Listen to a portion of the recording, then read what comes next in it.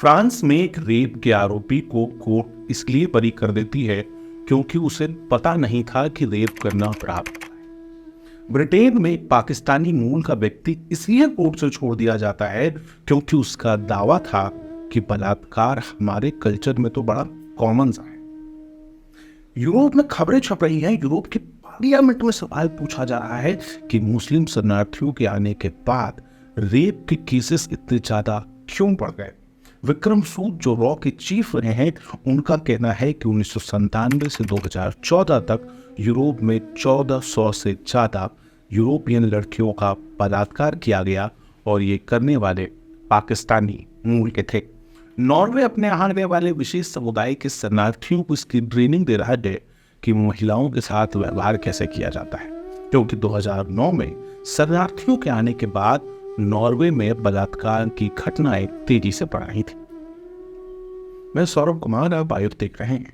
जो बातें मैं आपको बता रहा हूं, इनका एक सिरा विदेशों में है, लेकिन इसका दूसरा सिरा आपके अपने घर के आंगन में भी आता है। आज के वीडियो में बात करेंगे एक ऐसी घटना के बारे में जो मध्य प्रदेश के भोपाल के नजदीक घटी है और जिसने अजमेर जैसे दुर्दांत कांड की यादों को ताजा कर दिया है। इसके साथ ही इसके पीछे की मानसिकता को भी समझेंगे कि आखिर क्यों इस तरह की घटनाएं बार बार मुस्लिम समुदाय के आरोपियों के द्वारा की जाती है।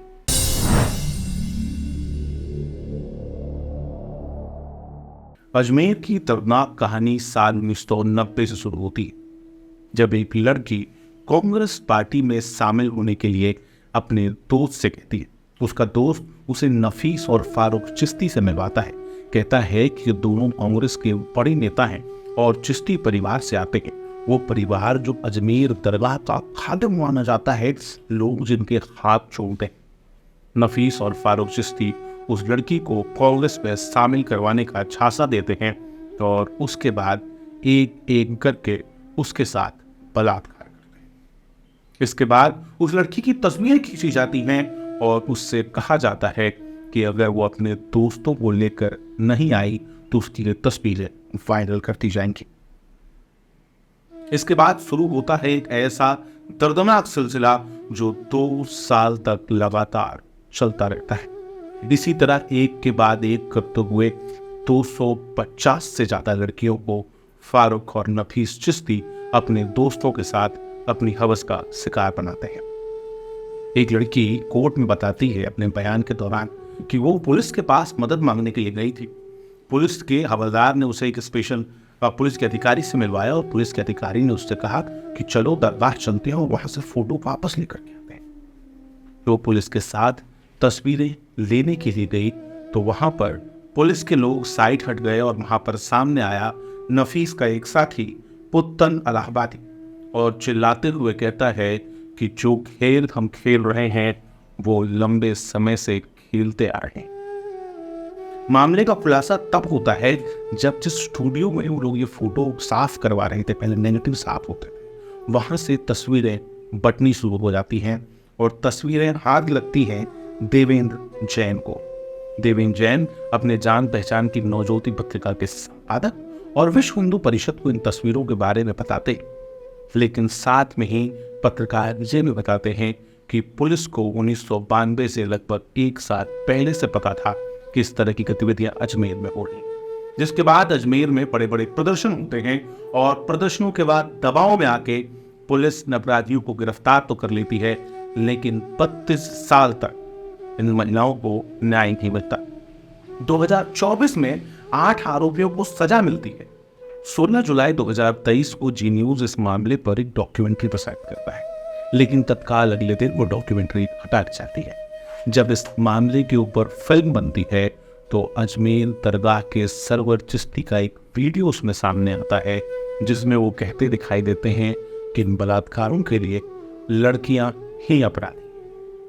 जिस पत्रकार मदन ने इस खबर को छापा था उसकी 1992 में गोली मारकर हत्या कर दी जाती है और 2021 में पुलिस उसे सभी आरोपों से कोर्ट उसे सभी आरोपों से मुक्त कर देता है, जिसके बाद 2023 में उसके बेटे जो उस समय 8 और 12 साल के थे वो आरोपी की गोली मारकर हत्या कर देते हैं। इस पूरे घटना के पीछे एक मानसिकता काम कर रही थी, जिस मानसिकता ने अभी अभी अपना असर मध्य प्रदेश के बैरसिया में दिखाया।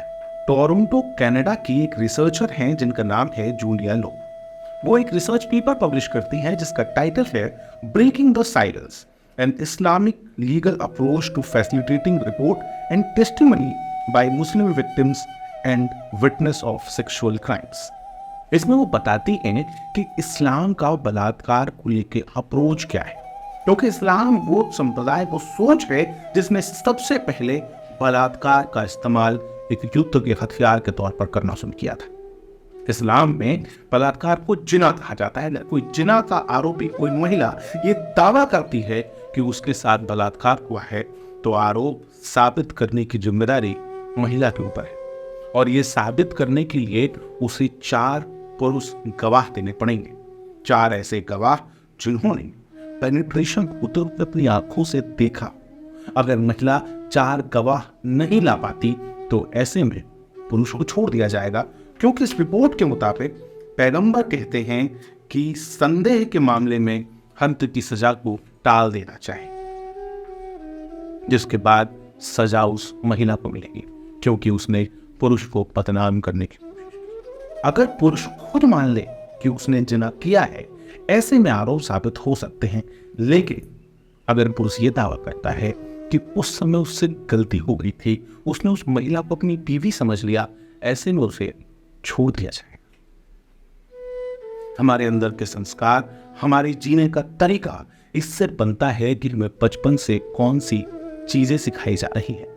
अगर हमें बचपन से यही सिखाया जाए कि महिलाएं सिर्फ इस्तेमाल की वस्तु हैं, तो वो चीज होती है जो 19 और 20 साल की उम्र में अरमान और अनस ने किया है। घटना बैरसिया की है। 10 सितंबर की तारीख थी। जन्माष्टमी का कार्यक्रम चल रहा था। बच्चियां मंदिर में आई हुई थी। तभी कुछ लड़के बाइक लेके उनके आसपास घूमते हैं और वहां खड़े अनुमय श्रीवास्तव देखते हैं कि उन लड़कों को देखकर लड़कियां डर रहे हैं। उन बच्चियों के पास जाते हैं और उनसे पूछते हैं कि आखिर तुम इनसे डर क्यों रही हो। वो बच्चियां डरते हुए पूरी कहानी बताती हैं। वो कहानी बताती हैं कि लड़कों ने फेक आईडीज बनाकर इन लड़कियों को रिक्वेस्ट भेजा, स्नैपचैट पर उनसे दोस्ती की और उसके बाद उनकी तस्वीरों को मॉर्फ किया। मॉर्फ तस्वीरों का इस्तेमाल करके इन लड़कियों के ऊपर दबाव बनाने लगे कि वो इनसे संबंध बनाए। लड़कियों ने कहा कि ऐसे 1 तो नहीं बल्कि 6 लड़कियां हैं। अनुमय लड़कियों को साथ लेकर उनके परिवार वालों के पास गए, जिसके बाद लड़की के पिता खुद अरमान के पास गए और उससे कहा कि तस्वीरों को मोबाइल से डिलीट कर दो, जिस पर अरमान ने 50,000 रुपए मांगे और उसके पिता को थप्पड़ मारा। 6 में से सिर्फ 3 परिवार ही अभी सामने आए हैं और इन 3 परिवारों ने आरोप दर्ज करवाए हैं, FIR दर्ज करवाई है, जिसके बाद आरोपियों को गिरफ्तार किया गया है। 2 आरोपियों के ऊपर NSA लगाया गया है। अब मामले का तार आतंकवादी संगठन HUT की तरफ भी जा रहा है, क्योंकि स्थानीय लोगों का कहना है कि ये लोग उस सौरभ राजवैद्य के संपर्क में थे जो हिज़्ब उल तहरीर का सरगना माना जा रहा है, जो अभी जेल में। स्थानीय लोग ये भी बताते हैं कि ऐसा पहली बार नहीं है कि इस तरह का कोई मामला सामने आया, लेकिन पहले कभी कोई मामला इतने बड़े स्तर पर नहीं आया। सवाल कि क्या चंद आरोपियों को जेल में बंद कर देने से इस तरह के अपराध खत्म हो जाएंगे?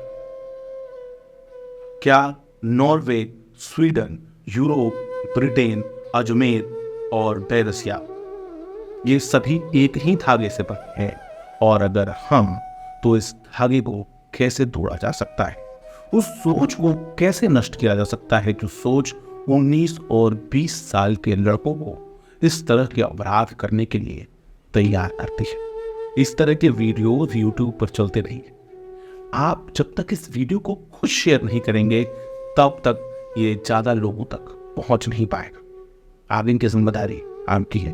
आपका बहुत बहुत धन्यवाद। लगातार जुड़े रहने के लिए आयुध को सब्सक्राइब जरूर करें।